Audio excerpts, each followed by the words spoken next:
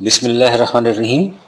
قرآنی فیصلے ہماری بصیرت کے مطابق کتاب کا حصہ اول پیش کیا جا رہا ہے۔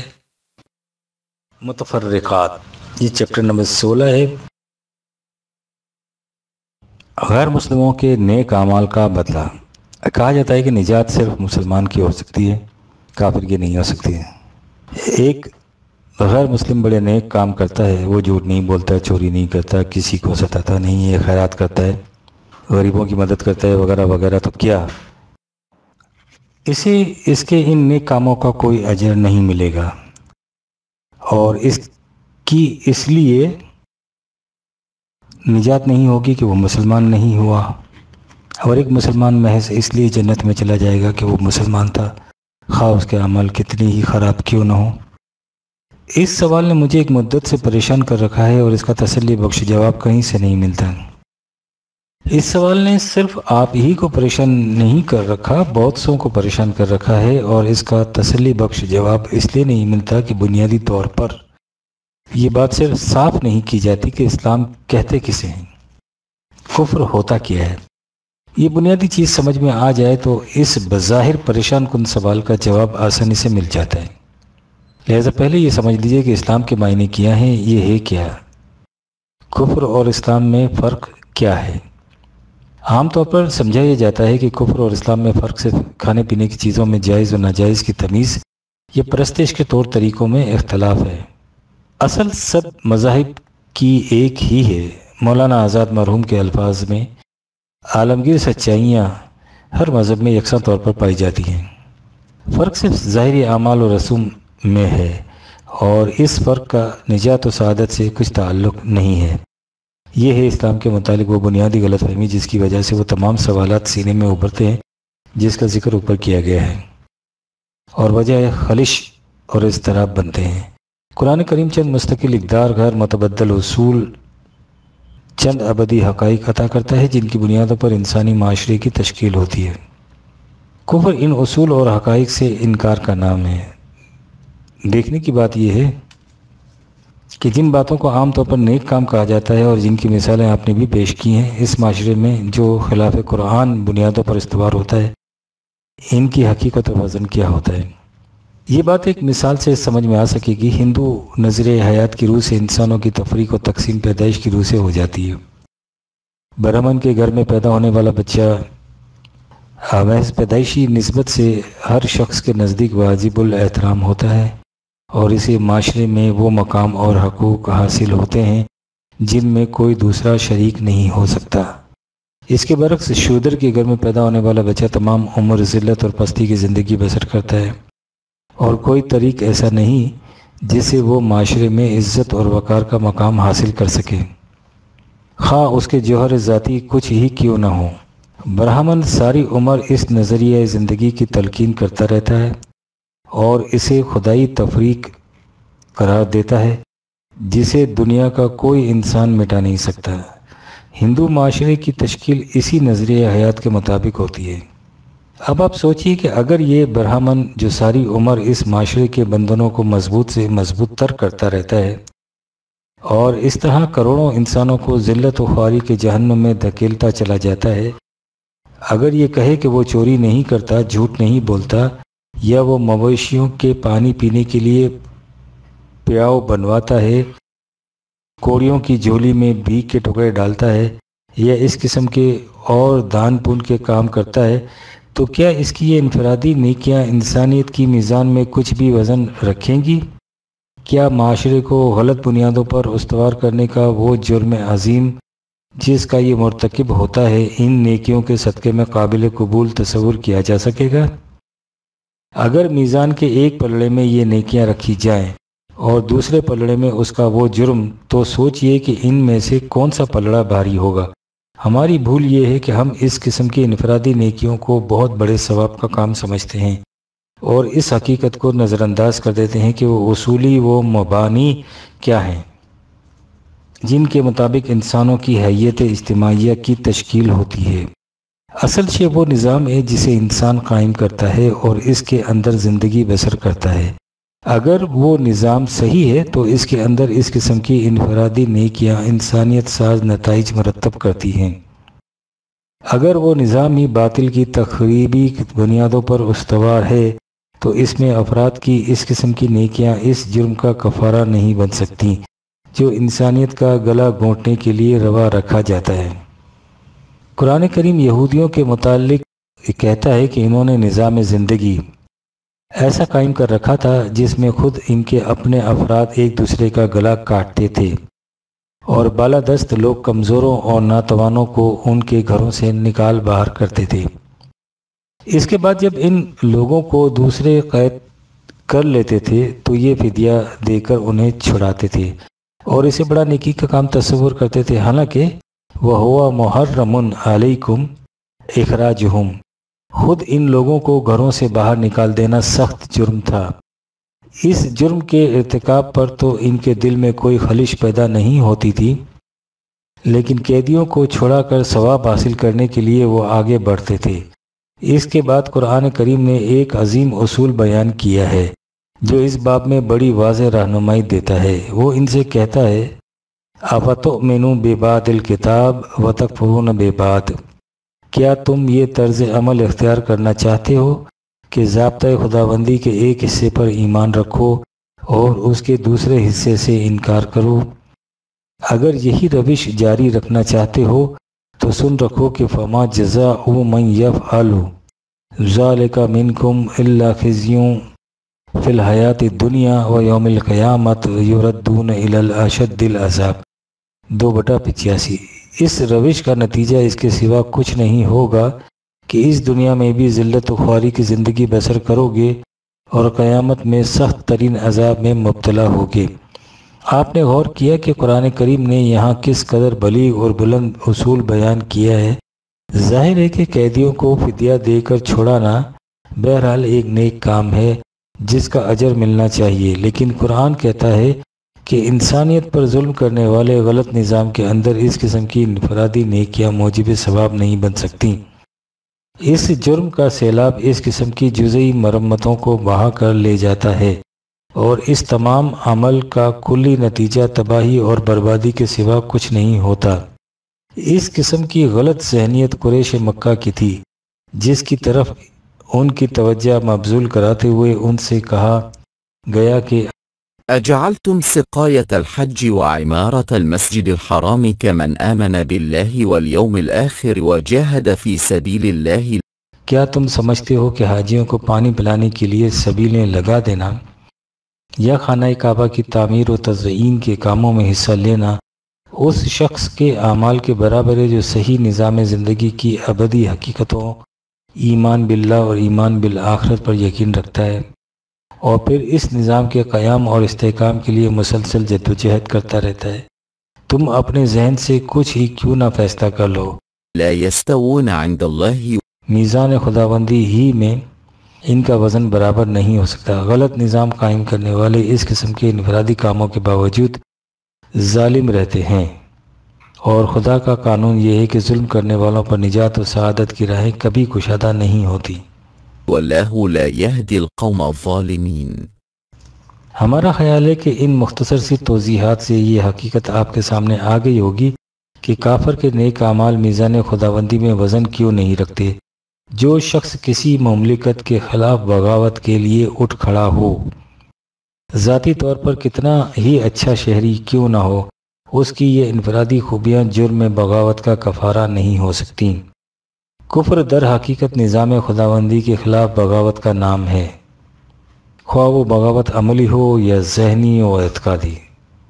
باقی رہا یہ کہ مسلمان بغیر نیک اعمال کے بھی جنت میں جائے گا، تو یہ حدیث بے خبراں ہے جس کا حقیقت سے کوئی تعلق نہیں ہے۔ جنت تو نامی اعمال کے فطری نتائج کا ہے۔ وَتِلْكَ الْجَنَّةُ الَّتِي أُورِثْتُمُوهَا بِمَا كُنْتُمْ تَعْمَلُونَ۔ البتہ اس زمن میں ایک بنیادی باتوں کا سمجھ لینا ضروری ہے۔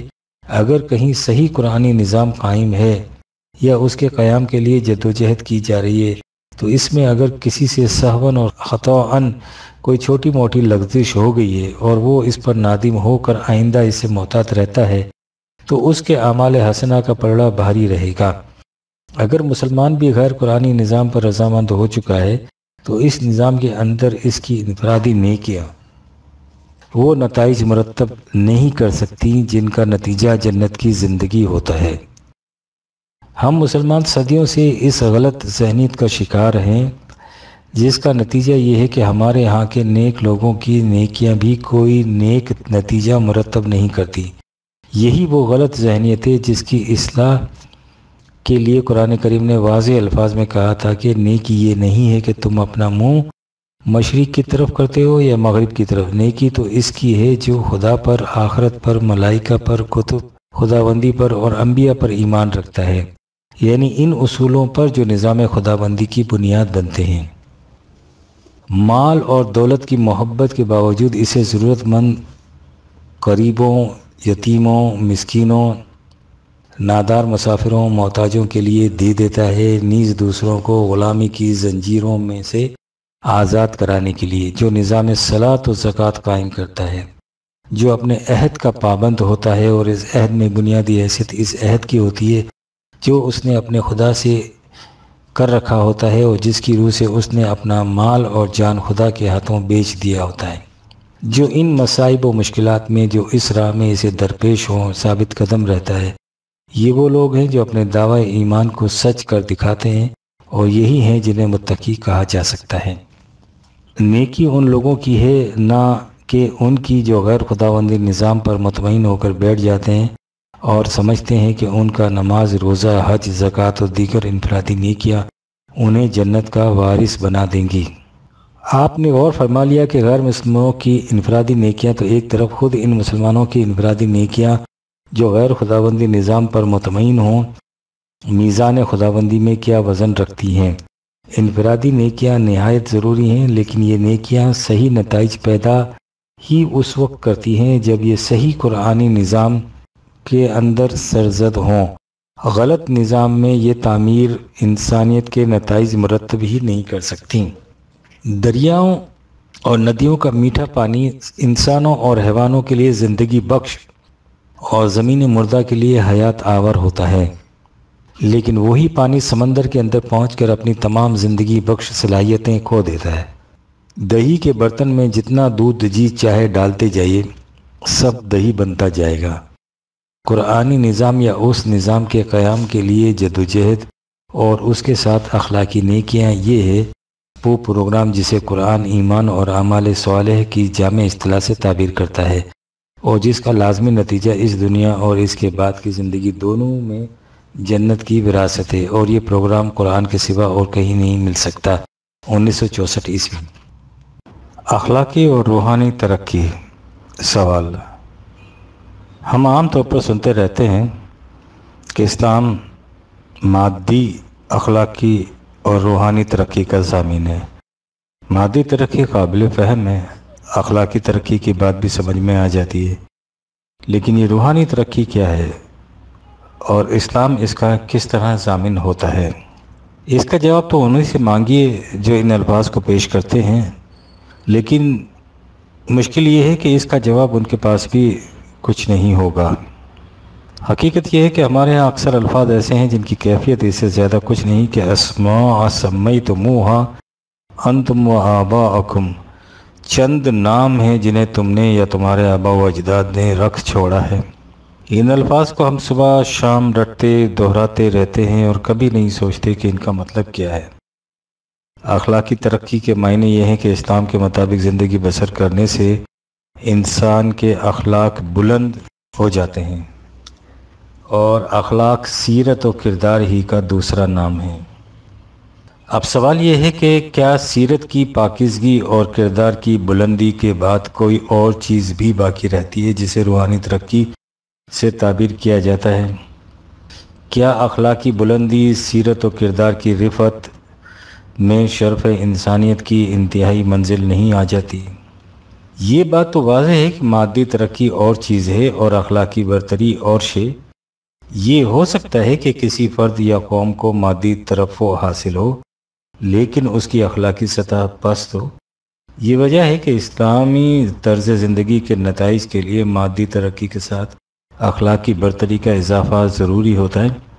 لیکن اخلاقی برتری کے بعد وہ کون سی چیز باقی رہ جاتی ہے جسے روحانی ترقی سے تعبیر کیا جاتا ہے؟ یہ ظاہر ہے کہ قرآن کریم شرف انسانیت کی جس انتہائی بلندی کو بطور نصب العین پیش کرتا ہے، حضور نبی اکرم کی ذات گرامی اس عرفہ و اعلیٰ مقام کی مظہر عتم ہے۔ اس کے لیے قرآن کریم کہتا ہے کہ اِنَّکَ لَعَلَىٰ خُلُقٍ عظیم 68/4، اے رسول تو اخلاق کے عظیم ترین مقام پر فائز ہے۔ قرآن کریم نے حضور کے لیے اخلاق کی بلندی کا ذکر کیا ہے، روحانی ترقی کا کہیں ذکر نہیں کیا۔ اب سوال یہ ہے کہ اخلاقی بلندی کے بعد وہ روحانی ترقی کون سی ہے جس کا نبی اکرم کی ذات گرامی کے سلسلے میں تو آیا نہیں، لیکن جس کا ہم اس طرح دن رات چرچا کرتے رہتے ہیں؟ اصل یہ کہ انگریزی زبان میں 3 الفاظ تھے، مٹیریل یعنی مادی، مورل یعنی اخلاقی، اور اسپریچول یعنی روحانی۔ ہم نے اپنے ہاں انہی اقنوم ثلاثہ کو دہرانا شروع کر دیا اور اس کا خیال تک نہ کیا کہ عیسائیت نے تو مادہ، میٹر اور روح، اسپرٹ کی ثنویت کے لیے اس اصطلاح کو وضع کیا تھا، اور مادے کو قابل نفرت قرار دینے کے بعد اس کی ضد اسپرٹ کو انسانی ترقی کا منتہا ٹھہرایا تھا۔ لیکن اسلام میں اس قسم کی ثنویت نہیں، نہ ہی اس کے نزدیک مادہ قابل نفرت شے ہے۔ پھر ہم اسپرٹ کا لفظ کس منطوق کے لیے بولتے ہیں؟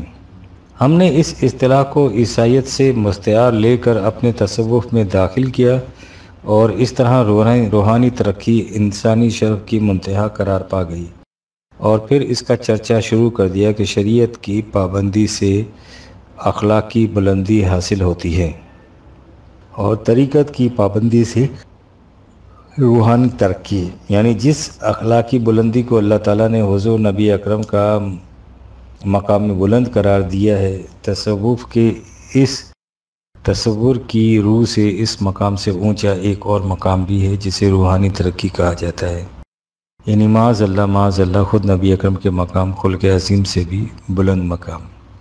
پھر سن لیجیے کہ اللہ تعالیٰ نے نبی اکرم کی اخلاقی بلندی کا ذکر کیا ہے، روحانی ترقی کا کہیں ذکر نہیں کیا۔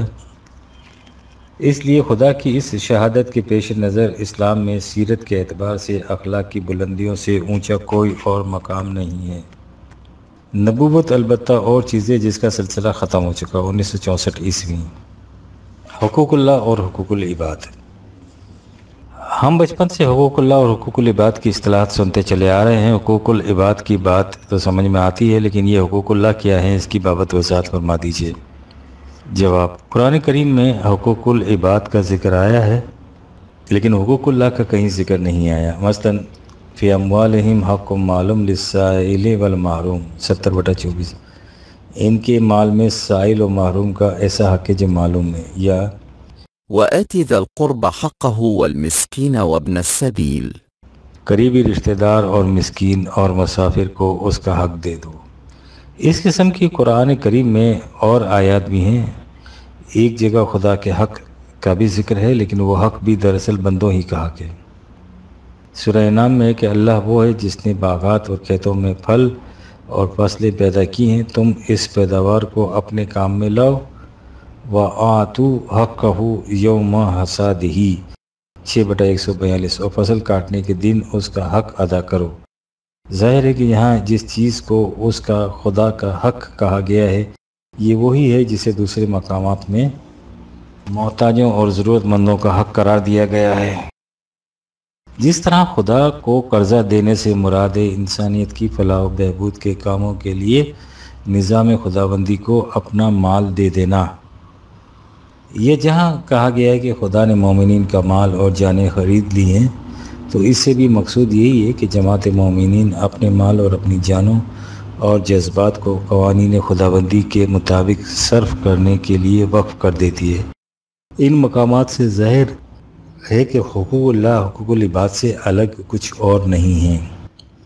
ایسا معلوم ہوتا ہے کہ عیسائیت میں جو ثنویت تھی کہ خدا کا حصہ خدا کو دو اور قیصر کا قیصر کو دو، تو اسی تصور کو ہمارے یہاں حقوق اللہ اور حقوق العباد کی تفریق کی شکل میں پیش کر دیا گیا، لیکن اسلام میں اس تفریق کی کوئی گنجائش نہیں ہے۔ دین نام انسانوں کے باہمی تعلقات یا معاملات کو قوانین خداوندی کے مطابق استوار یا طے کرنے کا۔ جس چیز کو فرد کی اصلاح یا انسانی ذات کی نشو و نما کہا جاتا ہے، اسی کا عملی مظاہرہ بھی انسانوں کے باہمی تعلقات اور معاملات کے صحیح خطوط پر متشکل ہونے کی صورت میں ہوتا ہے۔ اگر کوئی شخص پہاڑ کے کسی غار یا جنگل میں ایسی جگہ رہتا ہے جہاں کوئی دوسرا انسان نہیں رہ بستا، اور اس طرح اس کا معاملہ کسی دوسرے انسان سے نہیں پڑتا، تو اس کے لیے نہ دین کی ضرورت کا سوال پیدا ہوتا ہے، نہ وحی کی رہنمائی کا، نہ اس کے لیے حقوق العباد ہوتے ہیں، نہ حقوق اللہ۔ اس کی یہ زندگی انسانی سطح کی زندگی ہوتی ہی نہیں ہے، حیوانی سطح کی ہوتی ہے۔ عام طور پر عبادت کو حقوق اللہ سے تعبیر کیا جاتا ہے، لیکن قرآن تصور حیات کی روح سے عبادت بھی مقصود بذات نہیں۔ ان سے مقصد انسان کی ایسی اصلاح ہوتی ہے جس سے انسانوں کے باہمی تعلقات میں خوش اسلوبی پیدا ہو اور ان کے معاملات عدل اور احسان کی مستقل اقدار کے مطابق طے پا جائیں۔ اس لیے عبادت بھی در حقیقت حقوق العباد کی حسن کارانہ انداز سے ادائیگی کا ذریعہ ہے۔ تعلق باللہ سے کیا مراد ہے؟ میں آپ کے درس میں اکثر شریک ہوتا ہوں، آپ اس میں قرآن شریف کے حقائق کو خوب بیان کرتے ہیں، اس کے احکام کی حکمت وغیرہ کی بھی خوب وضاحت کرتے ہیں، لیکن میں محسوس کرتا ہوں کہ اس میں تعلق باللہ کی بات کوئی نہیں ہوتی۔ کیا آپ کے نزدیک اس کی کوئی اہمیت نہیں ہے؟ جواب: میں سمجھ نہیں سکا کہ تعلق باللہ سے آپ کا کیا مطلب ہے۔ میں اپنی بصیرت کے مطابق جو کچھ سمجھ سکا ہوں وہ یہ ہے کہ ہمارا اور خدا کا تعلق اس کتاب کے ذریعے سے ہے جو اس نے ہماری رہنمائی کے لیے نازل کی ہے۔ اس کے علاوہ خدا اور بندے کا تعلق میری سمجھ میں نہیں آتا۔ حضرات انبیاء کرام کا خدا سے تعلق وہی پانے کا تھا اور وہ سلسلہ ختم ہو گیا۔ اب ہم میں اور خدا میں واسطہ اس کی کتاب عظیم ہی ہے۔ جب ہم اس کی کتاب پڑھتے ہیں وہ خدا ہم سے ہم کلام ہوتا ہے، کیونکہ اس نے وہ باتیں ہم ہی کو مخاطب کر کے کی ہیں۔ خدا کی اس ہم کلامی میں کسی کی تخصیص نہیں، اس نے اس میں الناس تمام لوگوں کو مخاطب کیا ہے۔ لیکن جب ہم قرآن کریم کو پڑھتے اور پڑھاتے اور سمجھتے ہیں، سمجھاتے ہیں اور اس پر عمل کرتے ہیں تو خدا سے ہمارا تعلق قائم ہو جاتا ہے۔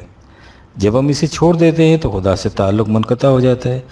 خدا کے ساتھ اس تعلق میں کوئی راز نہیں، کوئی سر مستور نہیں، کوئی باطنیت نہیں۔ یہ تعلق کھلے بندوں قائم ہوتا ہے، ڈنکی کی چوٹ پر قائم ہوتا ہے۔ ہر ایک اس تعلق کو دیکھ سکتا ہے، پرکھ سکتا ہے، خود قائم کر سکتا ہے، قائم کرا سکتا ہے، لیکن خود علم و بصیرت کی روح سے قرآن کو سمجھ سکتا ہے، دوسروں کو دلیل و برہان کی روح سے سمجھا سکتا ہے، خود اس پر عمل کر سکتا ہے، دوسروں سے عمل کرا سکتا ہے، اور اس عمل بالقرآن کے زندہ محسوس نتائج دنیا کے سامنے آ سکتے ہیں۔ یہ ہے قرآن کریم کی روح سے تعلق باللہ کی شکل۔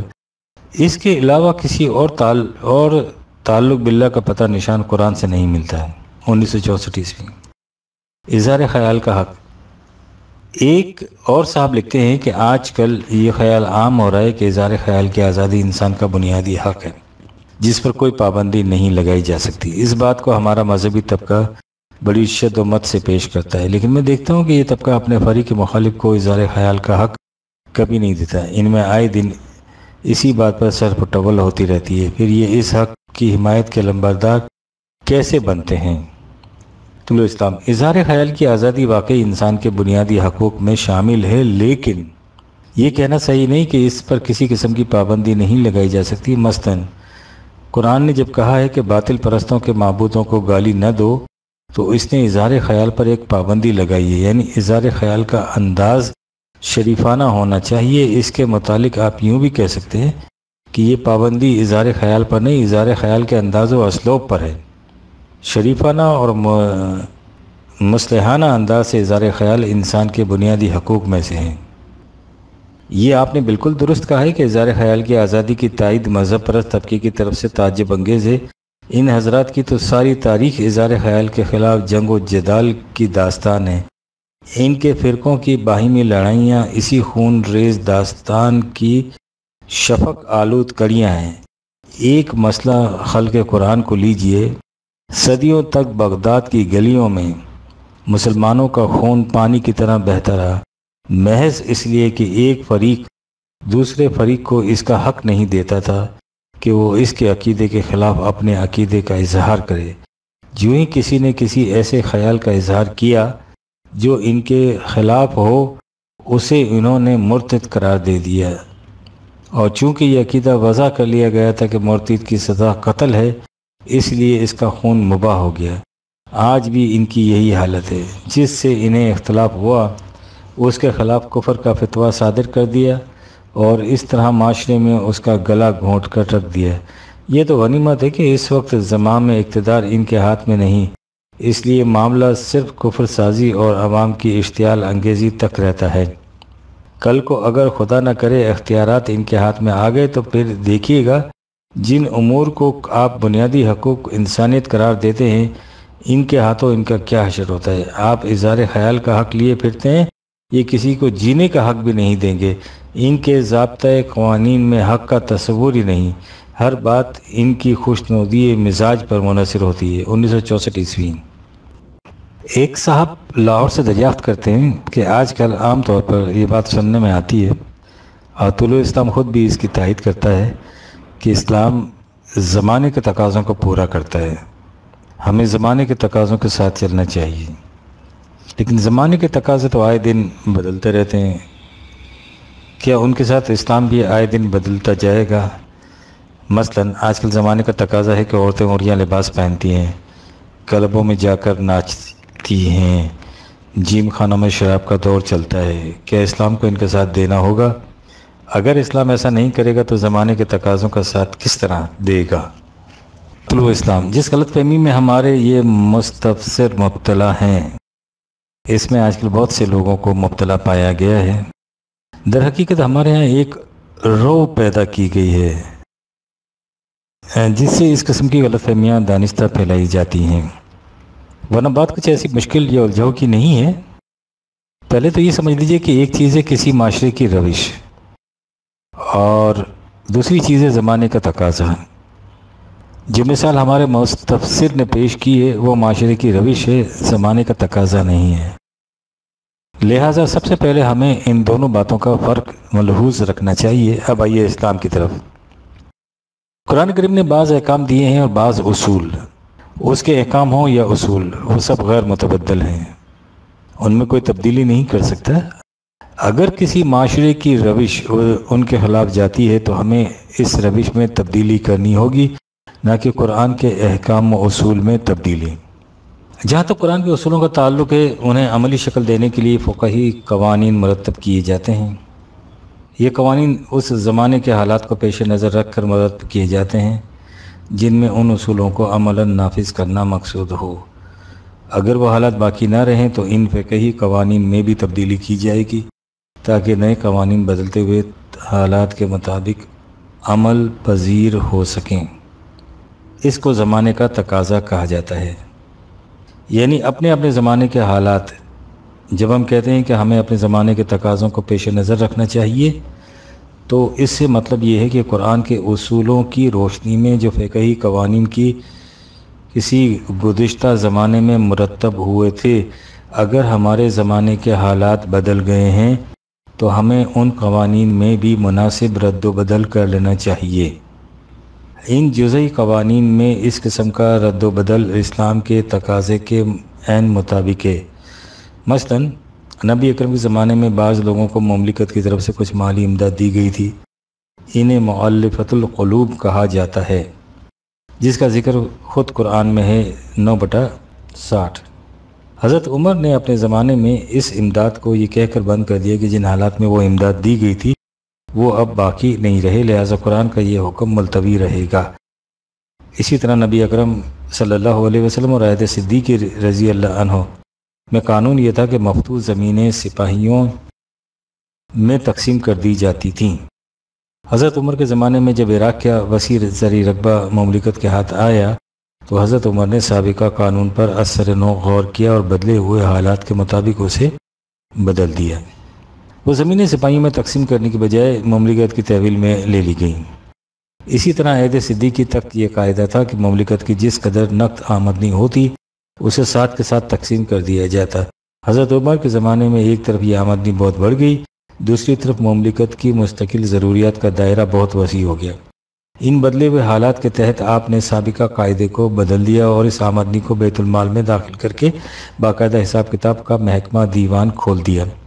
اس قبیل کی بہت سی مثالیں پیش کی جا سکتی ہیں۔ ہمارے خارج از قرآن احکام شریعت اس زمانے کے حالات کو پیش نظر رکھ کر مدون کیے گئے تھے جس زمانے میں وہ مرتب ہوئے تھے۔ ضرورت اس امر کی ہے کہ ان احکام کا اکثر نو جائزہ لیں اور حالات کی تبدیلی سے جن میں کسی تبدیلی کی ضرورت ہو ان میں مناسب تبدیلی کر لی جائے۔ یہ ہے مطلب زمانے کے تقاضوں یا بدلے ہوئے حالات کا ساتھ دینے کا، نہ یہ کہ جس چیز کو خدا نے ناجائز قرار دیا اسے جائز قرار دے دیا جائے۔ اس قسم کا اختیار کسی فرد یا معاشرے یا حکومت کو حاصل نہیں ہے۔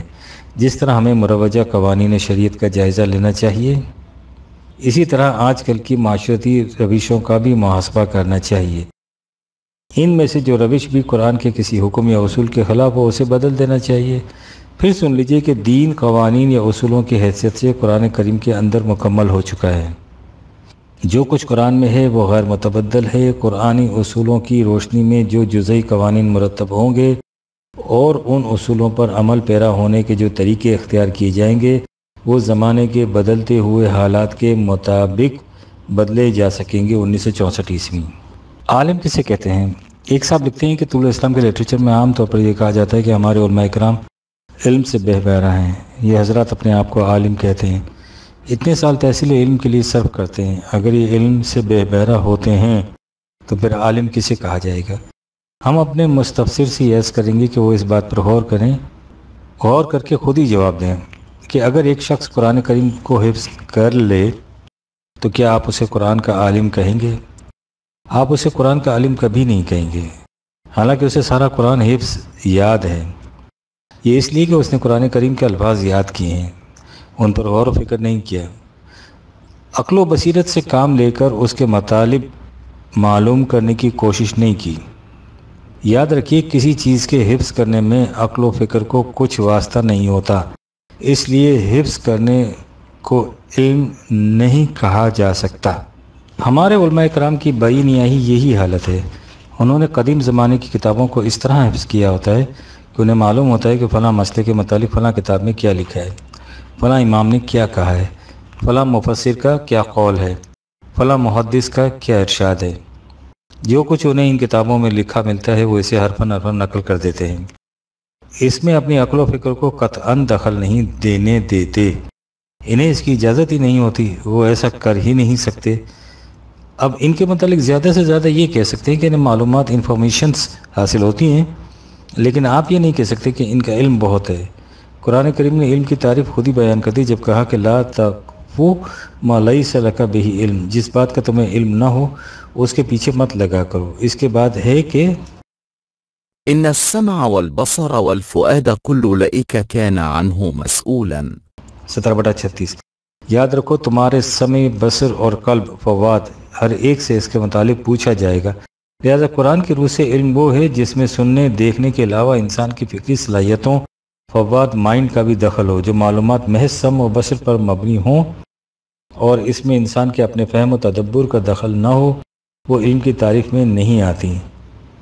ہمارے علماء کرام کا سارا علم سمع و بصر پر موقوف ہوتا ہے، یعنی یہ کتابیں رٹ لینا اور یا استاد کی سنائی ہوئی باتوں کو محفوظ کر لینا، خواہ حافظے کی مدد سے یا تحریر کے ذریعے، ان کی فکری صلاحیتوں کا اس میں کوئی دخل نہیں ہوتا، اس لیے کہ پہلے کہا جا چکا ہے انہیں اس کی اجازت ہی نہیں کہ جو کچھ چلا آ رہا ہے اس میں عقل و فکر کو دخل دے سکیں۔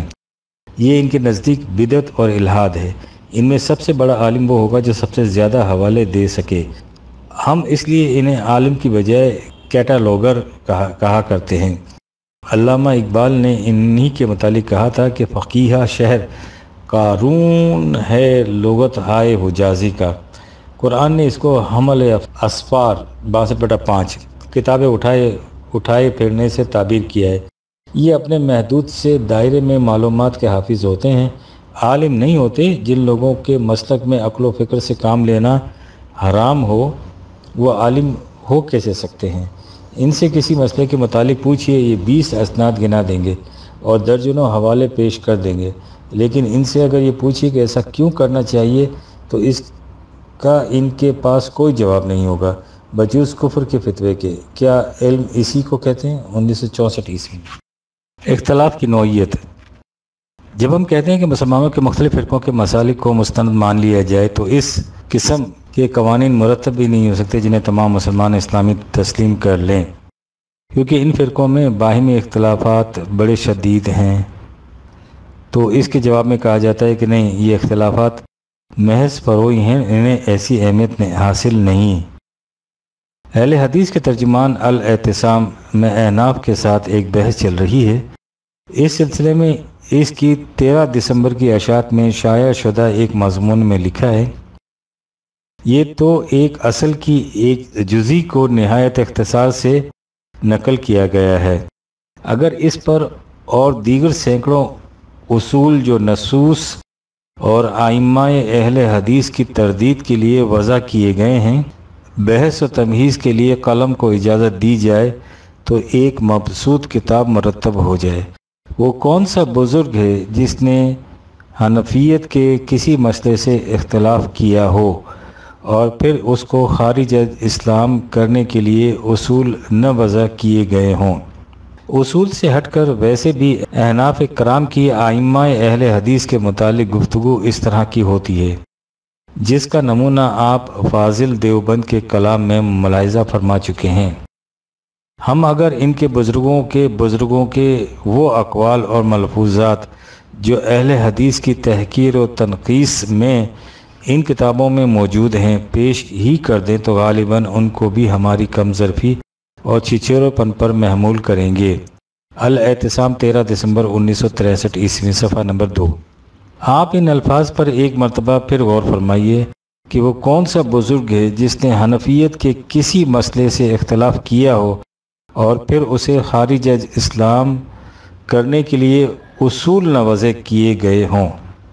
اس کے بعد آپ سوچئے کہ کیا ان فرقوں کے اختلافات محض فروعی ہیں جنہیں چندہ اہمیت حاصل نہیں، یا ایسے بنیادی کہ ان کی بنا پر ایک دوسرے کو خارج از اسلام قرار دیا جاتا ہے؟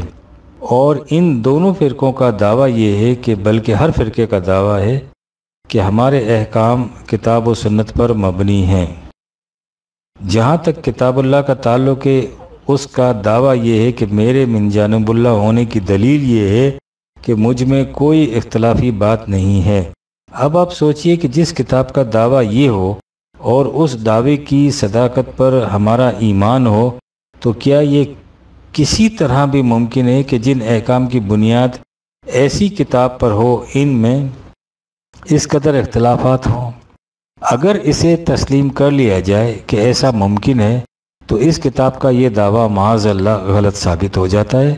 اس سے ظاہر ہے کہ یہ تمام اختلافات کتاب اللہ سے ہٹ کر اور چیزوں کو بنیاد قرار دے لینے سے پیدا ہوتے ہیں۔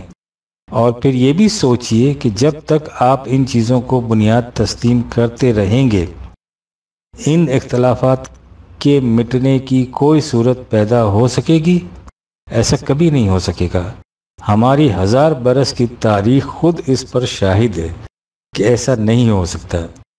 ان اختلافات کے مٹنے کی ایک ہی صورت ہے، اور وہ یہ کہ ہم کتاب اللہ کو بنیاد تسلیم کر لیں۔ اسی سے ایسے احکام و قوانین مرتب ہو سکیں گے جن کا اطلاق اسلامی قوانین کی حیثیت سے تمام مسلمانوں پر یکساں طور پر ہو سکے گا۔ پاکستان میں قانون سازی کا یہی وہ اصول ہے جس کی طرف ہم دعوت دیتے چلے آ رہے ہیں، لیکن فرقوں میں جکڑی ہوئی مذہبی پیشوائیت کی طرف سے جس کی اس قدر مخالفت ہو رہی ہے، سوال یہ ہے کہ کیا اس کے علاوہ کوئی اور صورت بھی ہے جس سے تمام مسلمانوں کے لیے مشترکہ اسلامی قوانین مرتب کیے جا سکیں؟ ہمارے قدامت پرست مذہبی طبقے کی طرف سے اس کا کوئی جواب نہیں دیا جاتا، نہ ہی دیا جا سکتا ہے۔ یاد رکھیے، جب تک یہ شکل اختیار نہیں کی جائے گی ہمارے فرقے نہیں مٹ سکیں گے، اور فرقے نہیں مٹیں گے تو ہم خود مٹ جائیں گے۔ 1964 ء